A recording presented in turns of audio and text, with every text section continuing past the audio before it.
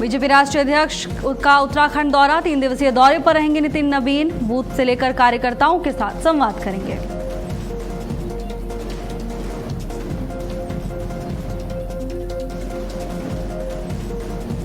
केदारनाथ धाम में आस्था का सैलाब, रोजाना 28 से 30 हजार श्रद्धालु पहुंच रहे केदार धाम।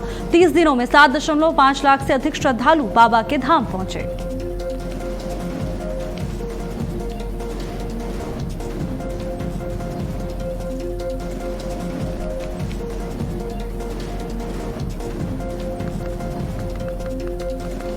दिल्ली देहरादून हाईवे पर ट्रैफिक डायवर्जन लागू, आज से 9 जून तक हाईवे पर रहेगा डायवर्जन। लैंडस्लाइड रोकने के लिए स्लोप स्टेबलाइजेशन कार्य शुरू।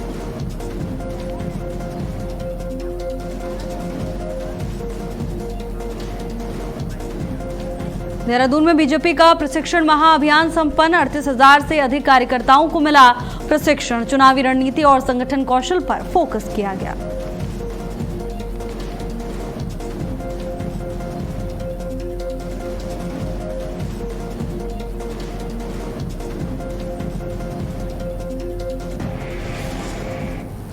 नमस्कार, बहुत स्वागत है आपका। भारत अपडेट देख रहे हैं आप, मैं हूं आपके साथ भावना त्रिपाठी। बुलेटिन की शुरुआत करेंगे बड़ी खबर के साथ। बीजेपी राष्ट्रीय अध्यक्ष का उत्तराखंड दौरा, नितिन नबीन का 3 दिवसीय उत्तराखंड दौरा निर्धारित है। 28 से 30 मई तक उत्तराखंड के दौरे पर रहेंगे नितिन नबीन। बूथ से लेकर कार्यकर्ताओं के साथ संवाद करेंगे। पहली बार उत्तराखंड दौरे पर हैं भारतीय जनता पार्टी यानी बीजेपी के अध्यक्ष नितिन नबीन, और इस दौरान संगठनात्मक तौर पर यह दौरा बेहद खास माना जा रहा है। 28 से 30 मई तक उत्तराखंड के दौरे पर नितिन नबीन रहेंगे। बीजेपी राष्ट्रीय अध्यक्ष कार्यकर्ताओं से संवाद करेंगे और इस दौरान संगठन को कैसे मजबूती देनी है, संगठन में क्या कुछ और बेहतर करना है और क्या खामियां हैं, इन तमाम बिंदुओं पर चर्चा कर सकते हैं बीजेपी के राष्ट्रीय अध्यक्ष। बता दें कि बीजेपी राष्ट्रीय अध्यक्ष नितिन नबीन का उत्तराखंड दौरा निर्धारित है। 3 दिन के दौरे पर रहेंगे बीजेपी के राष्ट्रीय अध्यक्ष नितिन नबीन। 28 से 30 मई तक का शेड्यूल तय किया गया है, जहां कार्यकर्ताओं से मुलाकात करेंगे और इस दौरान कार्यकर्ताओं से बातचीत कर संगठन को बारीकी से समझने और संगठन को एक नई गति देने, एक नया रूप देने की दिशा में ये दौरा बेहद खास माना जा रहा है। बताया जा रहा है कि नितिन नबीन के इस दौरे से संगठन को एक नई मजबूती देने का प्रयास किया जा रहा है। बीजेपी राष्ट्रीय अध्यक्ष कार्यकर्ताओं से मुलाकात करेंगे, उनसे बातचीत करेंगे और संगठन को कैसे और ज़्यादा मजबूत करना है, क्या कुछ खामियां हैं, क्या ताकतें हैं संगठन की, कैसे इस ताकत को और बढ़ाना है, कैसे पार्टी के अंदर कार्यकर्ताओं के बेहतर समन्वय और बेहतर कर रहा है, तमाम चीज़ों को लेकर इस बैठक के दौरान, इस दौरे के दौरान चर्चा करते हुए बीजेपी के राष्ट्रीय अध्यक्ष नितिन नबीन नजर आएंगे। 28 से 30 मई तक उत्तराखंड के दौरे पर हैं। बता दें कि राष्ट्रीय अध्यक्ष बनने के बाद नितिन नबीन का पहला उत्तराखंड दौरा है ये।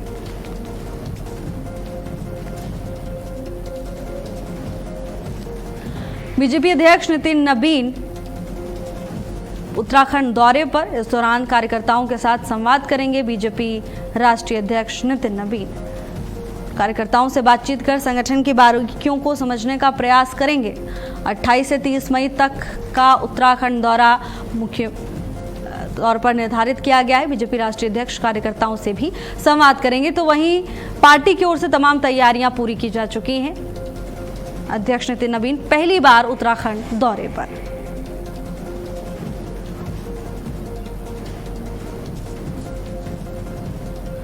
नितिन नबीन का 3 दिवसीय उत्तराखंड दौरा, 28 से 30 मई तक उत्तराखंड के दौरे पर रहेंगे बीजेपी के राष्ट्रीय अध्यक्ष नितिन नबीन। बता दें कि पार्टी के राष्ट्रीय अध्यक्ष बनने के बाद ये नितिन नबीन का पहला आधिकारिक उत्तराखंड दौरा है। ऐसे में इसे बेहद खास माना जा रहा है। संगठन को नई धार देने की तैयारी में है भारतीय जनता पार्टी, और इससे पहले आपने देखा इसी सिलसिले में लगातार प्रशिक्षण कार्यक्रमों का आयोजन किया गया, जिसमें तमाम दिग्गज पहुंचे और कार्यकर्ताओं को ट्रेनिंग दी गई, उन्हें प्रशिक्षित किया गया।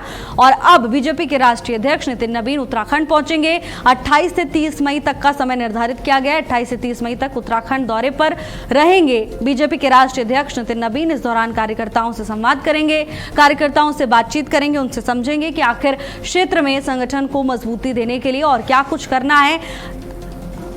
पूरा प्लान ऑफ एक्शन भी नितिन नबीन की ओर से बताया जा सकता है। बीजेपी राष्ट्रीय अध्यक्ष नितिन नबीन का उत्तराखंड दौरा निर्धारित है। 28 से 30 मई तक उत्तराखंड के दौरे पर नितिन नबीन।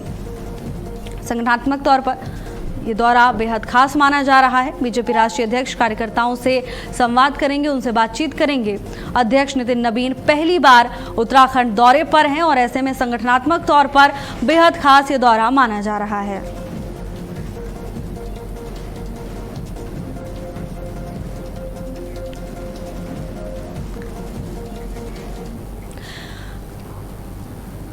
उत्तराखंड से हमारी ब्यूरो चीफ स्मिता चौहान जुड़ चुकी हैं तमाम जानकारी लेकर। स्मिता जी, बीजेपी के राष्ट्रीय अध्यक्ष नितिन नबीन पहुंचने वाले हैं, 3 दिन का ये दौरा है, क्या कुछ खास राष्ट्रीय अध्यक्ष के इस दौरे में? बिल्कुल भावना, आपको बता दें कि बीजेपी के राष्ट्रीय अध्यक्ष नवनियुक्त नितिन नबीन का ये पहली बार उत्तराखंड दौरा है। जब वो राष्ट्रीय अध्यक्ष बने उसके बाद ये उनका पहला दौरा है और ये बेहद खास माना जा रहा है। वजह यह है कि पहली बार नवनियुक्त जो राष्ट्रीय अध्यक्ष है वो उत्तराखंड के 3 दिवसीय दौरे पर आ रहे हैं। तो वहीं आपको बता दें कि आने वाले अगले साल में विधानसभा का चुनाव है उत्तराखंड में, तो इस दृष्टिकोण से भी अगर हम देखें तो ये दौरा बेहद खास माना जा रहा है। आपको बता दें दौरा इसीलिए ही किया जा रहा है ताकि 2027 का जो चुनाव है उसमें तीसरी बार बीजेपी अपनी हैट्रिक लगाए और इन्हीं सारे मंत्रों को लेकर ये दौरा बेहद अहम माना जा रहा है। आपको बता दें नितिन नबीन का ये 3 दिवसीय दौरा है। 28 से 30 मई तक वो उत्तराखंड के दौरे पर रहने वाले हैं, जहां पर वो बूथ स्तर से लेकर मंडल स्तर के सभी कार्यकर्ताओं से सीधी चर्चा करेंगे, बैठक होगी, बातचीत होगी और चुनाव को लेकर रणनीति तैयार की जाएगी। और खास बात ये भी है कि जिन सीटों पर बीजेपी को पिछले चुनाव में हार का सामना करना पड़ा था उन सीटों के लिए विशेष प्लान तैयार किया जाएगा। साथ ही कोर कमेटी की बैठक होगी, संगठनात्मक संरचना को किस तरह से और मजबूत किया जाए, इन तमाम मुद्दों पर जो है वो चर्चा होगी, बैठक होगी और इन मुद्दों पर गहनता से विचार विमर्श किया जाएगा। जी भावना। बिल्कुल स्मिता जी, और देखिए बीजेपी के राष्ट्रीय अध्यक्ष बने नितिन नबीन, इसके बाद पश्चिम बंगाल के जो नतीजे आए वो भी सबने देखे, असम में जो नतीजे आए वो भी सबने देखे, तमाम फैक्टर्स रहे, लेकिन भरपूर तरीके से जिम्मेदारी निभाई नितिन नबीन ने। अब उत्तराखंड में भी चुनाव होना है और यहाँ पर भी पहुंच रहे हैं। कितना व्यापक असर होने वाला है, संगठन को कितनी धार मिलेगी नितिन नबीन के इस दौरे से? देखिए ये बात तो जाहिर सी बात है कि जब ये राष्ट्रीय अध्यक्ष नहीं थे और तब भी इन्हें जब छत्तीसगढ़ की कमान दी गई थी तो छत्तीसगढ़ में जिस तरह से जीत का परचम लहराया गया था तो सबने देखा था। उसके बाद अगर हम बात कर लें इनके राष्ट्रीय अध्यक्ष बनने के बाद तो पश्चिम बंगाल, जिसे कहा जाता था कि यहाँ पर बीजेपी का सेंध मारना लगभग नामुमकिन है, टीएमसी को वहां से हटाना लगभग नामुमकिन है, लेकिन वहां पर जिस तरह की विजय बीजेपी ने हासिल की वो वाकई काबिल तारीफ थी और इस बात को हम झुटला नहीं सकते हैं। और बीजेपी ने जिस तरह से अपनी जीत पश्चिम बंगाल और असम में लहराई है उसके असर कहीं ना कहीं उत्तराखंड में भी देखने को मिलेगा, क्योंकि आने वाला चुनाव है विधानसभा का और तीसरी बार लगातार हैट्रिक लेने की तैयारी में बीजेपी है और ये कॉन्फिडेंस जो है वो साफ तौर पे दिखाई भी देता है। यहाँ के जो बीजेपी के कार्यकर्ता है, नेता है, या हम प्रदेश अध्यक्ष की बात कर ले, उनका साफ कहना है कि तीसरी बार भी जो है जनता बीजेपी को समर्थन देगी, बीजेपी पर ही अपना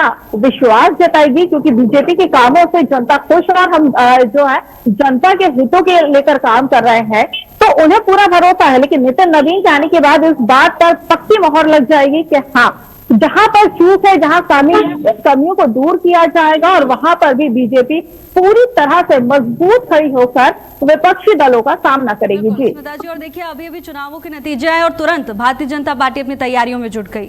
आप बने रहिएगा, आगे भी आपसे जानकारी लेंगे। तो वहीं दिल्ली देहरादून हाईवे पर ट्रैफिक डायवर्जन लागू किया गया है। आज से 9 जून तक हाईवे पर डायवर्जन रहेगा। अशार रोड़ी और साथ ही दातकली के बीच रूट में बदलाव किया गया है। लैंडस्लाइड रोकने के लिए स्लोप स्टेबलाइजेशन कार्य शुरू किया गया। एनएचएआई ने यात्रियों से सावधानी बरतने की अपील की है। आज से 9 जून तक हाईवे पर ये डायवर्जन जारी रहेगा। तो अगर आप इस रास्ते का इस्तेमाल कर रहे हैं, सफर पर निकल रहे हैं, तो ये जानकारी बेहद महत्वपूर्ण। आशा रोड़ी और दातकाली के बीच रूट में बड़ा बदलाव किया गया है। लैंडस्लाइड रोकने के लिए स्लोप स्टेबलाइजेशन कार्य शुरू हो चुका है। एनएचएआई ने यात्रियों से सावधानी बरतने की अपील की है। लैंडस्लाइड रोकने के लिए स्लोप स्टेबलाइजेशन कार्य शुरू किया गया।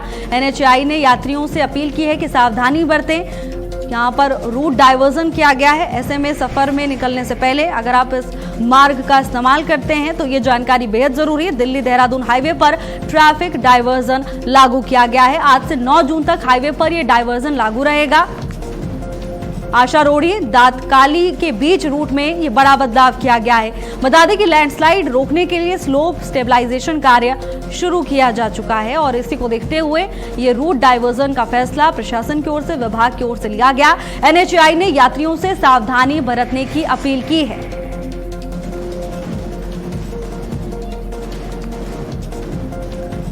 स्लोप स्टेबलाइजेशन कार्य शुरू हो चुका है और ऐसे में 9 जून तक हाईवे पर डाइवर्जन लागू रहेगा। आशा रोड़ी दातकाली के बीच रूट में यह बड़ा बदलाव विभाग की ओर से किया गया है क्योंकि यहां पर स्लोप स्टेबलाइजेशन कार्य शुरू किया जा चुका है। ऐसे में एनएचएआई की ओर से यात्रियों से सावधानी बरतने की अपील की गई है।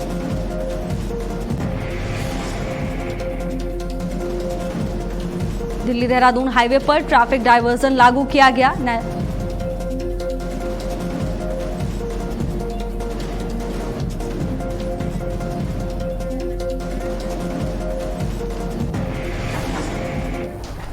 तो वहीं देहरादून में भारतीय जनता पार्टी का 2 महीने से अधिक समय तक चला प्रशिक्षण महाअभियान सफलतापूर्वक संपन्न हो गया है और इसके जरिए राज्य में 38,000 से अधिक कार्यकर्ताओं को चुनावी रणनीति, संगठन कौशल और सरकारी योजनाओं के प्रचार प्रसार की ट्रेनिंग दी गई। अब अगले चरण की तैयारी शुरू की जा चुकी है। इस अभियान के तहत करीब 38,000 कार्यकर्ताओं को प्रशिक्षण दिया गया, जिसमें चुनावी रणनीति और साथ ही संगठन कौशल से जुड़े महत्वपूर्ण बिंदुओं पर फोकस किया गया है।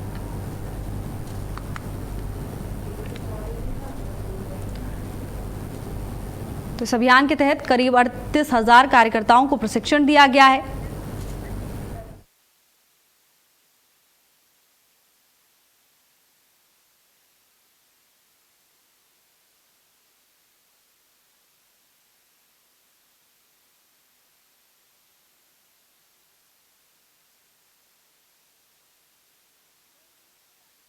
प्रशिक्षण महाअभियान सफलतापूर्वक संपन्न हो चुका है और इसके जरिए राज्य में 38,000 से अधिक कार्यकर्ताओं को चुनावी रणनीति, संगठन कौशल, सरकारी योजनाओं के प्रचार प्रसार की ट्रेनिंग दी गई है। अब अगले चरण की तैयारी शुरू कर दी गई है और इस अभियान के तहत करीब 38,000 कार्यकर्ताओं को प्रशिक्षण दिया गया, जिसमें चुनावी रणनीति और साथ ही संगठन कौशल से जुड़े तमाम पहलुओं पर चर्चा हुई। और वहीं केदारनाथ धाम में इस समय आस्था का सैलाब देखने को मिल रहा है। भारी संख्या में रोजाना श्रद्धालु लगातार बाबा के धाम पहुंच रहे हैं। जानकारी के अनुसार रोजाना करीब 28 से 30,000 श्रद्धालु बाबा केदार के दर्शन कर रहे हैं। 22 अप्रैल को कपाट खुलने के बाद से अब तक 30 दिनों में 7.5 लाख से अधिक श्रद्धालु धाम पहुंचकर बाबा के दर्शन कर चुके हैं।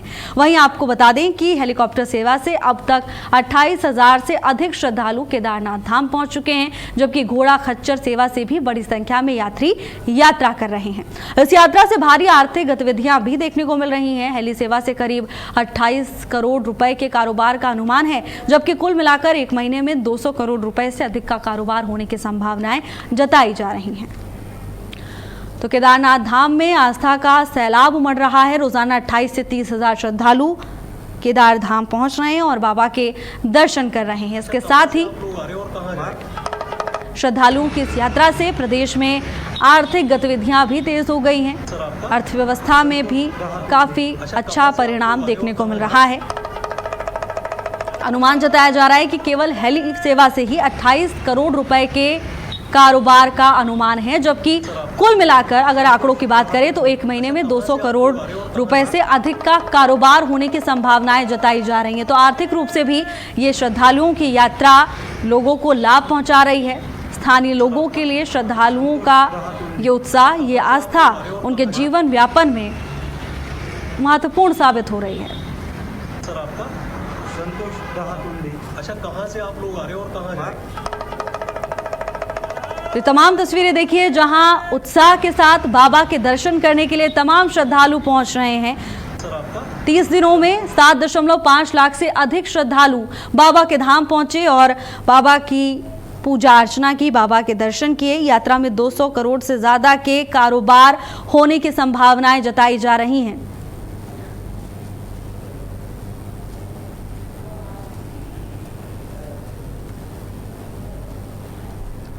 तो लगातार श्रद्धालु बाबा के धाम पहुंचकर के दर्शन कर रहे हैं।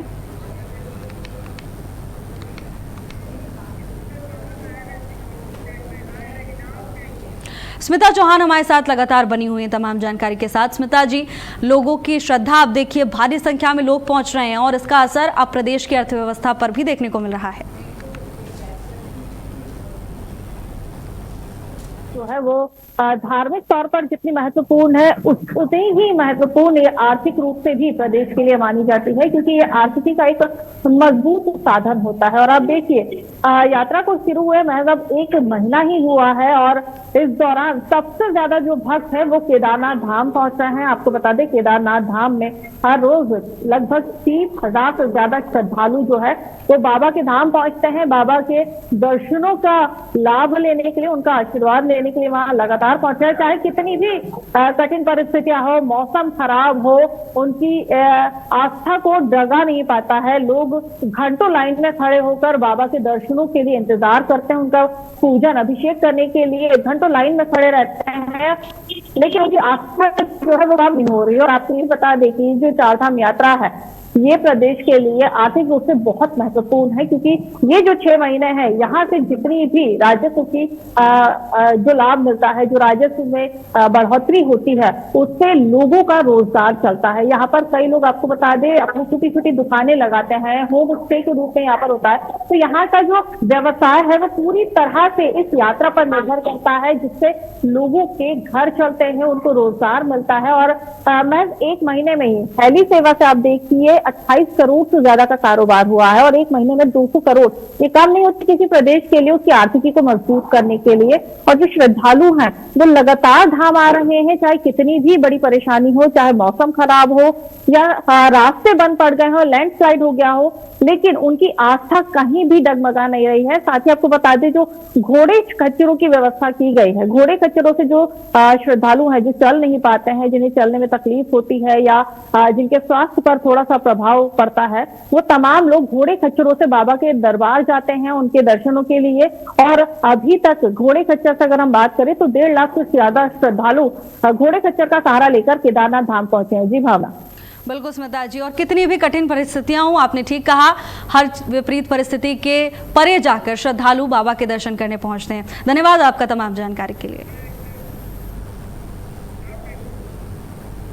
और चलिए अब बुलेटिन में आगे बढ़ेंगे। देहरादून में 24 मई को सिविल सेवा प्रारंभिक परीक्षा का आयोजन किया जाएगा। परीक्षा के लिए प्रशासन ने सभी तैयारियां पूरी कर ली हैं। जिले के 32 परीक्षा केंद्रों पर यह परीक्षा कराई जाएगी।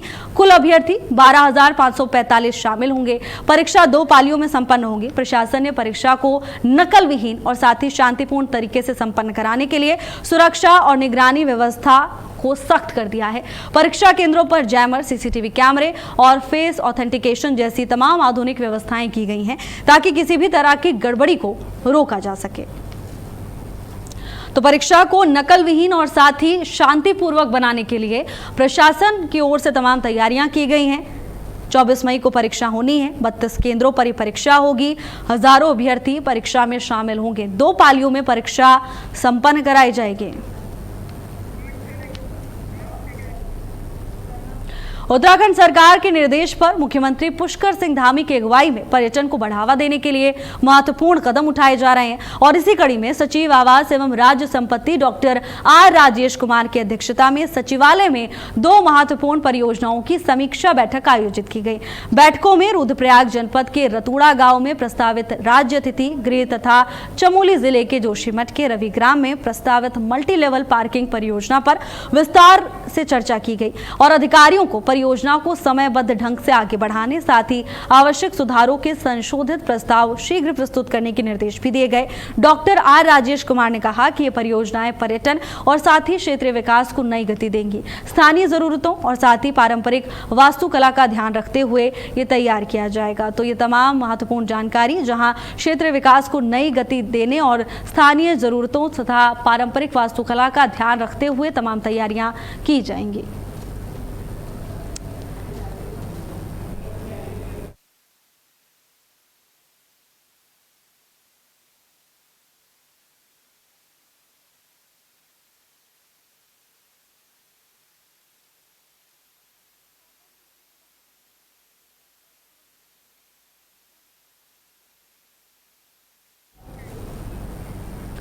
देहरादून के पेरेसिया अस्पताल के आईसीयू में एसी फटने से हुए अग्निकांड में एक महिला मरीज की मौत से सनसनी मच गई। कई लोग इस हादसे में घायल हो गए। तो वहीं इस घटना पर तीखा हमला बोलते हुए पूर्व कैबिनेट मंत्री हरक सिंह रावत ने सरकार, एमडीडीए और साथ ही फायर सर्विस विभाग पर घोर लापरवाही का आरोप लगाया।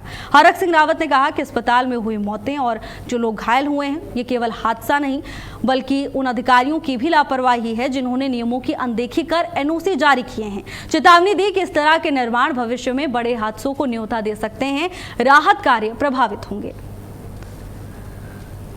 एमडीडीए पर रिश्वत और नियमों की अनदेखी का गंभीर आरोप लगाया गया। अस्पताल अग्निकांड को लेकर हरक सिंह रावत ने निशाना साधा। एमडीडीए और फायर सर्विस पर लापरवाही के गंभीर आरोप हरक सिंह रावत की ओर से लगाए गए। और वहीं देहरादून में सचिव आपदा प्रबंधन एवं पुनर्वास विनोद कुमार सुमन ने खटीमा पहुंचकर नेपाल सीमा क्षेत्र में मेला घाट के पास जगबूढ़ा नदी से हो रहे भूकटाव की रोकथाम को लेकर चल रहे बाढ़ सुरक्षा कार्यों का स्थलीय निरीक्षण किया। निरीक्षण के दौरान उन्होंने अधीक्षक अभियंता सिंचाई विभाग को निर्देश दिए हैं कि जहां अत्यंत आवश्यक हो वहां शीघ्र बाढ़ सुरक्षा कार्य कराए जाएं और इसके साथ ही स्थानीय जनता और जनप्रतिनिधियों से भी बातचीत की, उनकी समस्याओं को सुना। इसके बाद लोहिया हेड कैंप कार्यालय में अधिकारियों के साथ बैठक की। साफ तौर पर दिशा निर्देश दिए कि सभी बाढ़ सुरक्षा कार्य वर्षा काल से पहले हर हाल में पूरे किए जाएं। भविष्य की जरूरतों को देखते हुए पहले से ही योजना तैयार रखी जाए। अधिकारियों ने बैठक में इस बात की जानकारी दी कि नेपाल सीमा पर जगबूढ़ा नदी से एसएसबी चौकी और साथ ही मेला घाट से सैया क्षेत्र को बचाने तथा मोहम्मदपुर भुड़िया को देवा नदी के कटाव से सुरक्षित करने के लिए बाढ़ सुरक्षा कार्य जल्द से जल्द पूरे किए जाएं। और अब खबर देहरादून से है, जहां मुख्यमंत्री पुष्कर सिंह धामी के निर्देश पर प्रदेश में हरित ऊर्जा को बढ़ावा देने की दिशा में सकारात्मक परिणाम सामने आ रहे हैं। राज्य के सूचना एवं लोक संपर्क विभाग की रिंग रोड पर 70 किलोवाट क्षमता का रूफटॉप सोलर पावर प्लांट स्थापित किया गया। इस पहल का असर बिजली बिल में भारी कमी के रूप में देखने को मिला है। यहाँ सोलर प्लांट उत्तराखंड अक्षय ऊर्जा विकास अभिकरण यानी उरेडा द्वारा निःशुल्क स्थापित किया गया। उत्पादित बिजली को उत्तराखंड पावर कॉरपोरेशन से जोड़ा गया है, जिससे स्वच्छ और निर्बाध ऊर्जा आपूर्ति सुनिश्चित हो रही है। अधिकारियों की माने तो प्रदेश में सौर ऊर्जा उत्पादन तेजी से बढ़ रहा है। पिछले 4 सालों में ये 1000 मेगावाट के आंकड़े को पार कर चुका है। और फिलहाल के लिए मेरे साथ बस इतना ही। देश और दुनिया की तमाम बड़ी खबरों के लिए देखते रहिए भारत अपडेट। नमस्कार।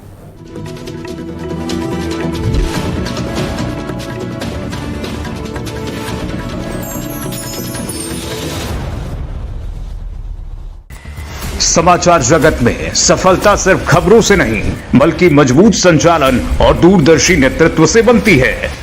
दामिनी महौर भारत अपडेट की डायरेक्टर न्यूज ऑपरेशंस, जो हर दिन चैनल की रफ्तार को नई दिशा देती हैं। न्यूज ऑपरेशंस की हर बारीकी पर उनकी गहरी पकड़ और निर्णयों में उनकी सटीकता भारत अपडेट को विश्वसनीयता की नई ऊंचाइयों तक ले जा रही हैं। समन्वय, अनुशासन और नेतृत्व, इन तीनों का अद्भुत संगम है दामिनी महौर। उनकी कार्यशैली सिर्फ प्रबंधन नहीं बल्कि पूरी टीम के लिए प्रेरणा है। आज भारत अपडेट की सफलता में उनकी मेहनत, दूरदृष्टि और समर्पण की मजबूत छाप है। दामिनी महौर एक ऐसा नेतृत्व जो खबरों को सिर्फ संचालित नहीं बल्कि उन्हें प्रभावशाली पहचान देता है। IIMT University, transforming education system, transforming lives. O Pocket, Ganganagar, Mawana road, Meerut. खबरों की दुनिया में भारत अपडेट न्यूज चैनल की धमाकेदार एंट्री। आपका अपना चैनल भारत अपडेट अब आप देख सकते हैं टाटा प्ले के चैनल नंबर 574 और जियो टीवी के चैनल नंबर 2070 पर 24 घंटे 7 दिन।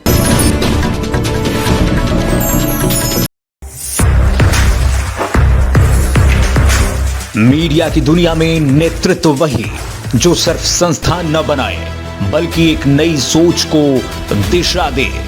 ऐसा ही नाम है विवेक पाठक। विवेक पाठक भारत अपडेट के मैनेजिंग डायरेक्टर और एडिटर इन चीफ एक दूरदर्शी मीडिया लीडर के रूप में पहचाने जाते हैं, जिनकी सोच में पत्रकारिता सिर्फ खबरों का प्रसारण नहीं बल्कि समाज के प्रति जवाबदेही का माध्यम है। वर्षों के अनुभव और मजबूत संपादकीय दृष्टि के साथ उन्होंने मीडिया जगत में अपनी विशिष्ट पहचान बनाई है। समाचार की गहराइयां, प्रस्तुति की सटीकता और दर्शकों के विश्वास को केंद्र में रखकर उन्होंने भारत अपडेट को एक मजबूत राष्ट्रीय मंच देने का संकल्प लिया है। उनके नेतृत्व में भारत अपडेट तेज, निष्पक्ष और विश्वसनीय पत्रकारिता की नई परिभाषा गढ़ रहा है। उनकी रणनीति स्पष्ट है, हर खबर तथ्यपरक हो, हर प्रस्तुति प्रभावशाली हो और हर दर्शक को मिले सच का भरोसा। विवेक पाठक का विजन है भारत अपडेट को देश के हर घर तक पहुंचाना और इसे ऐसा समाचार का मंच बनाना जो जनता की आवाज, राष्ट्र की सोच और सच्चाई का सबसे मजबूत माध्यम बने। उनकी अगुवाई में भारत अपडेट सिर्फ एक चैनल नहीं बल्कि भरोसे, निष्पक्षता और नई पत्रकारिता का प्रतीक बन रहा है।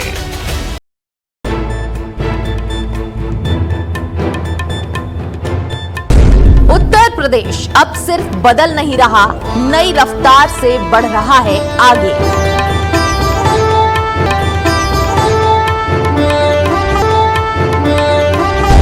इसी बदलते उत्तर प्रदेश की सबसे बड़ी तस्वीर लेकर आ रहा है Bharat update conclave 2026 Agra edition.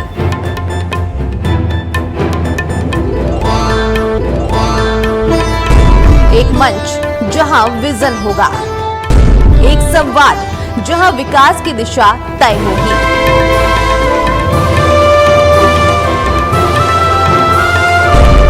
एक कॉन्क्लेव जहां भविष्य की बात होगी।